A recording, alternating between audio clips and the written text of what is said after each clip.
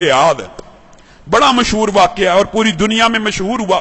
واقعہ اتنا محیر العقول ہے، سعودیہ ریاض کی ہائی کورٹ کے اندر کیس چلا، اخبار نے سرخیاں لگائیں۔ کیس کیا ہے؟ کوئی جائیداد کا جھگڑا، کوئی مال کا تنازع نہیں۔ کیس یہ ہے، ایک 80-90 سال کا بوڑھا اور ایک 60-70 سال کا بوڑھا ہے، بوڑھے ہیں دونوں، عدالت میں کیس لگا ہوا ہے۔ کیس بھی عجیب و غریب نوعیت کا۔ کیس یہ ہے، 70-80 سال کا جو بندہ ہے اس کے پاس اس کی 110 سال کی والدہ موجود ہے۔ چھوٹے بیٹے نے مقدمہ کیا ہوا ہائی کورٹ کے اندر، نیچے سے آتے آتے ہائی کورٹ میں آ گیا ہے۔ یہ ساری زندگی اس نے والدہ کی خدمت کی ہے، یہ بوڑھا ہو گیا ہے، اب والدہ کی خدمت صحیح طرح نہیں کر سکتا، میں کیس کرتا ہوں۔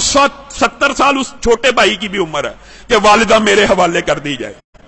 اور لوگ مال و دولت کے لیے کیس کرتے ہیں، اور کچھ لوگ ان کی اللہ نے ایسی تربیت کر دی ہوتی ہے، اتنی اچھی والدین ان کو نصیب ہوتے ہیں، ایسی عمدہ تربیت ہوتی ہے، وہ کیس کر رہا ہے والدہ کو لینے کے لیے۔ عدالت کا جج پریشان ہے، یہ کس قسم کا کیس آ گیا؟ وہ خود لکھتا ہے داستان، اخبار میں انٹرویو دیا، میں نے ان کا پیچ اپ کرانے کی کوشش کی، 15 دن تم رکھ لو، 15 دن۔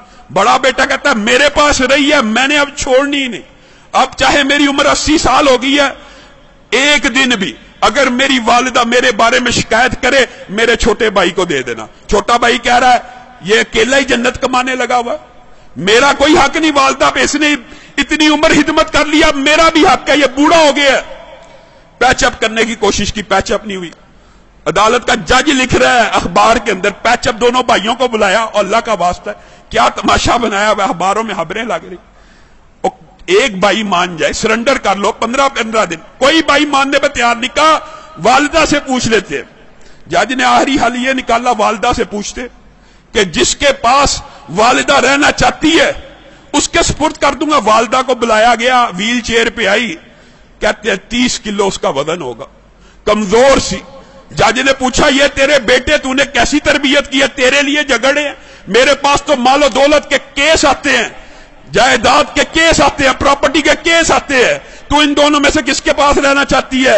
والدہ اس عمر میں رو رہی ہے، اللہ کی قسم مجھے دونوں پیارے ہیں، میں دونوں میں کسی کے ساتھ فرق نہیں کر سکتی، آپ جج ہیں، میں نے آپ کو اختیار دیا، جس کے ساتھ رہنے کا حکم دیں گے میں رہوں گی، میں دونوں میں سے ایک کا انتخاب کر کے اپنے کسی بیٹے کا دل نہیں توڑنا چاہتی۔